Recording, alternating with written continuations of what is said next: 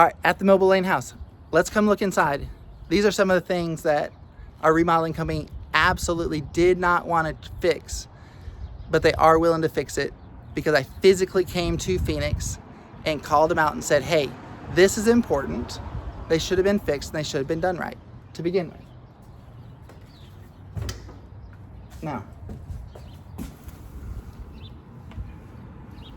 there should be a metal stopper, and there should also be something on the inside that holds that prevents the erosion from happening with the keypad going in and out, right? There's a little metal insert. This one should also have that insert. But because we have two door handles, we're actually gonna put a blank here.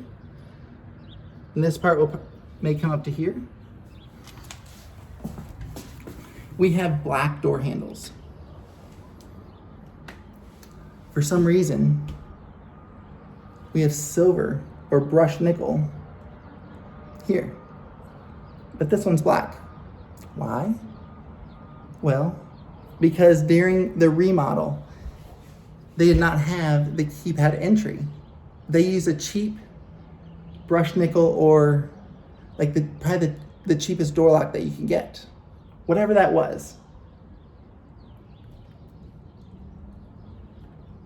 But it wasn't black. And so when they switched it to the keypad entry, they did not fix this and change that piece. They took a shortcut. Now, inside the bedroom.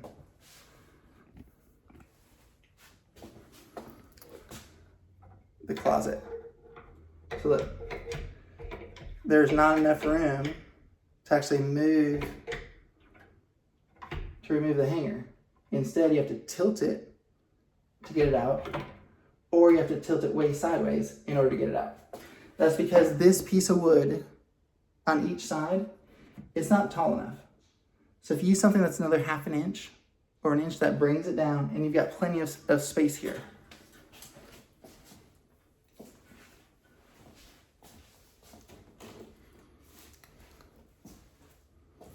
I'm gonna show you this one. So this is the TV that's mounted.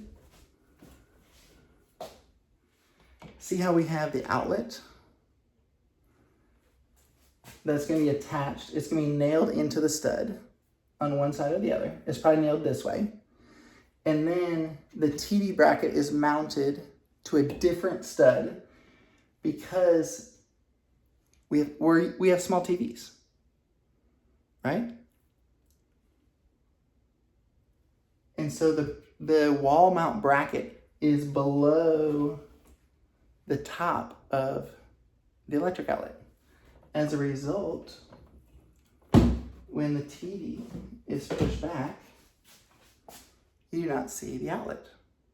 We'll see other bedrooms where that's not the case because they put the outlet and the mounting bracket on the same stud. And therefore, the mounting bracket had to be above the outlet. Therefore, you can see one of the outlets below.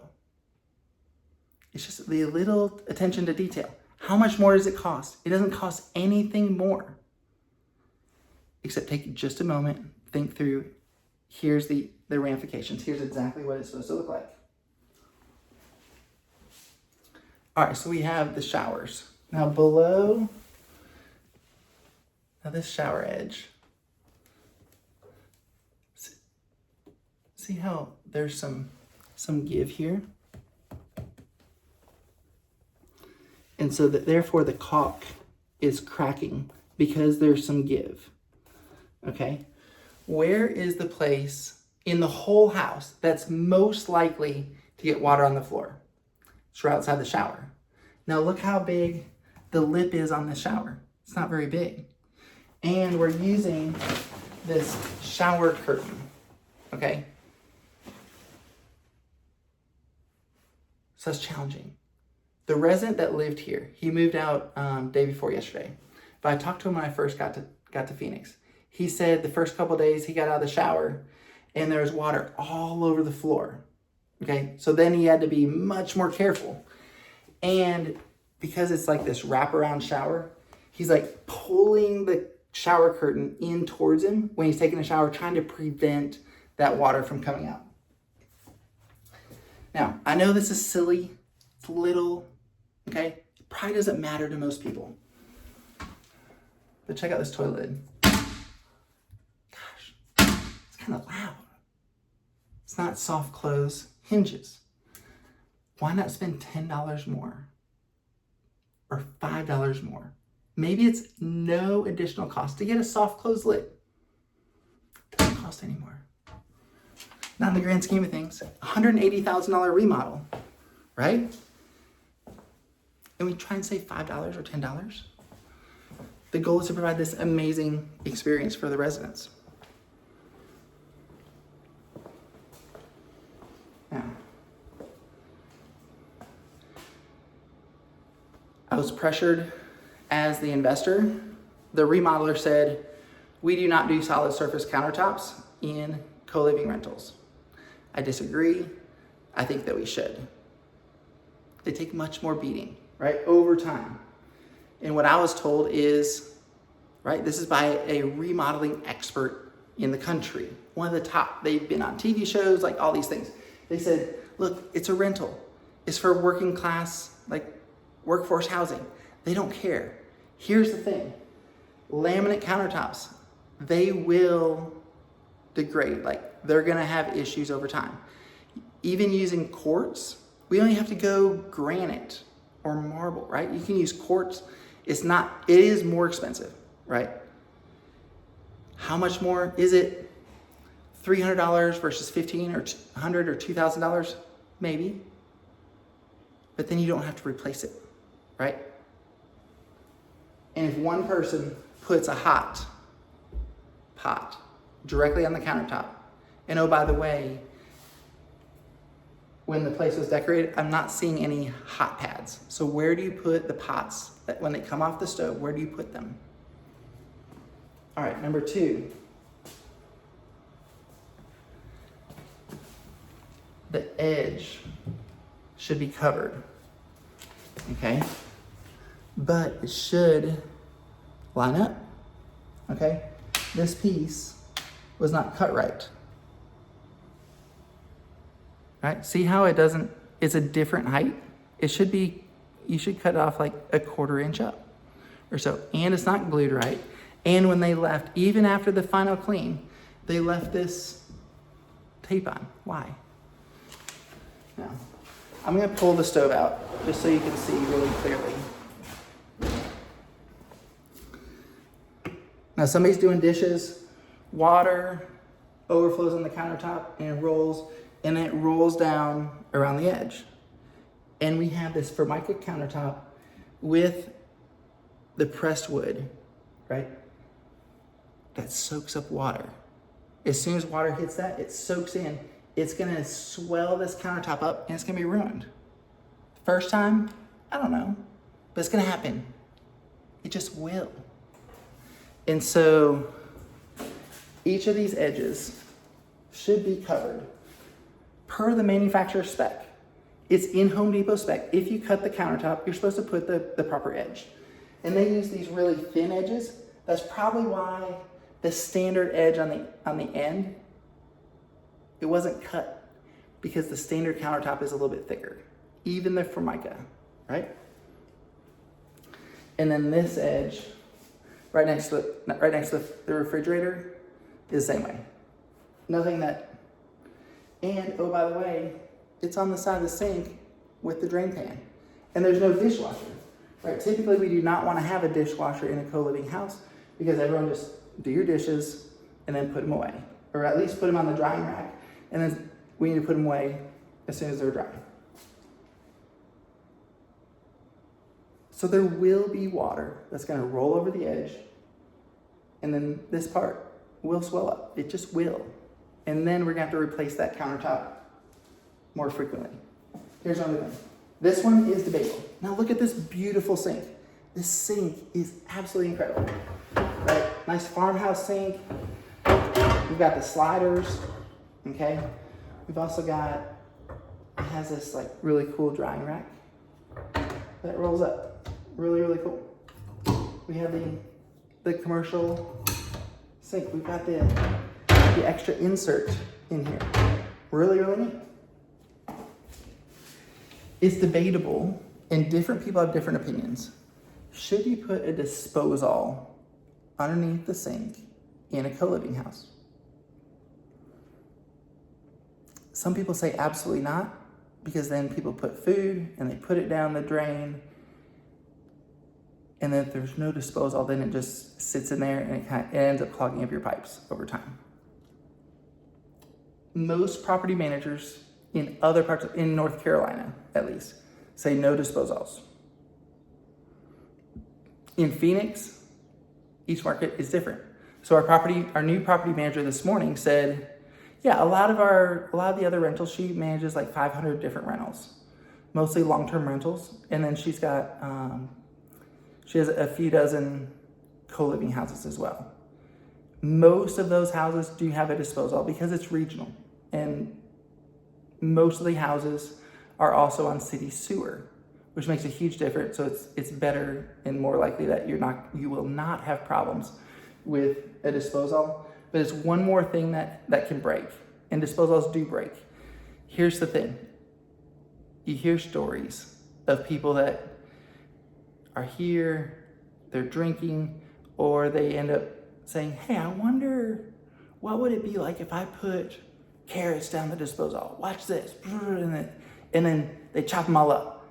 Oh, that was cool. What if we put something else down there? Let's see what that looks like, right? And so they end up, does this happen all the time? No. Does it happen? Stories come from somewhere. How frequently? I don't know, right? So market specific, is this something that you want to do or not? Here's something I was surprised about. On top of the cabinets, they made these little holes, okay, in order to mark and find out where the studs are and exactly where the top of the cabinets are. Is that normal? Okay.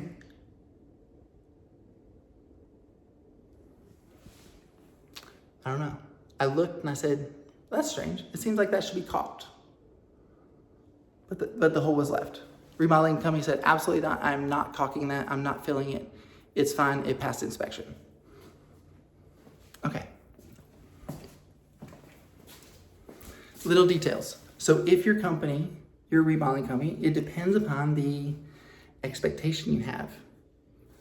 Do you expect that when we do the trim, we will fill all of the nail holes? Is that important to you? Okay, here's another one. I don't know if you can see all the little finishing nail holes. Now on a luxury house, on a higher quality house, we're gonna fill the nail holes. On a co-living house, maybe that's not as important. I don't know. Again, brush nickel for there, but the door handle is black. Why are they different? It's because it's two separate sets. And when the person put this one in, it was a different color. And then when they replaced it with the black, they did not change out all the parts to the same color.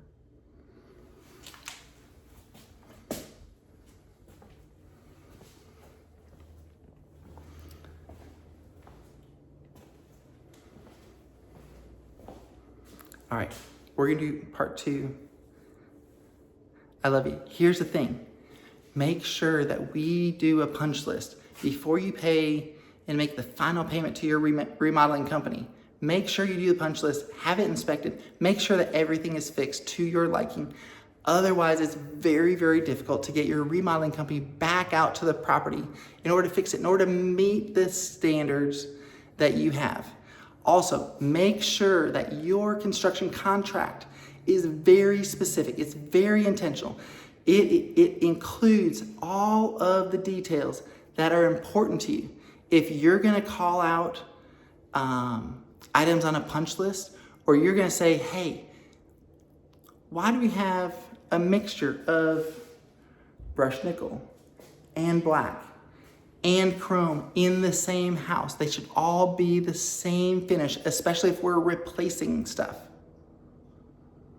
Make sure it's in the construction contract. For us, we did not do that. We had a separate meeting that said, here are our criteria. But those details that we discussed when we discussed the construction and the final floor plan and the layout and those kinds of things, those details did not make it in the actual construction contract. So now there's a discrepancy. That's my fault because I trusted that remodeling company that they would follow through. And while we were on the same page and we were the best of friends when the project started, now at the end of the project, difference of opinions and people remember things differently.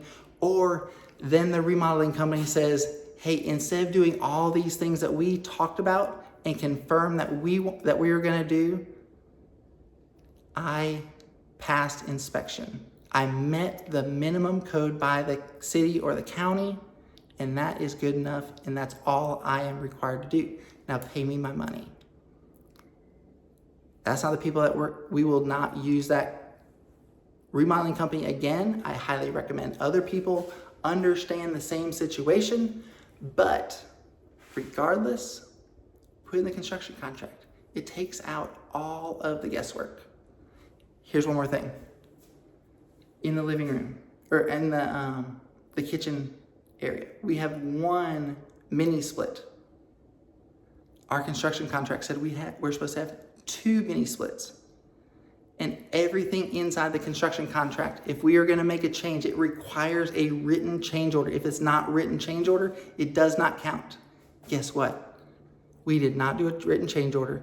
The remodeling company later down the road, they said, hey, instead of doing a 1 or 1.5 ton, 2 1 or 1.5 ton units, I'm gonna do 1 2-ton unit. They save the money. I'm doing 1 unit instead of 2. There's 1 set of pipes, 1 set of, right? All the things. They did not do a written change order. I was surprised. My partner was surprised when we saw the first pictures and videos and we said, where's the second one? Because it was so important when we did the construction contract and that was built into that initial price. But then it changed. But they're not willing to make that change. Why? They messed up.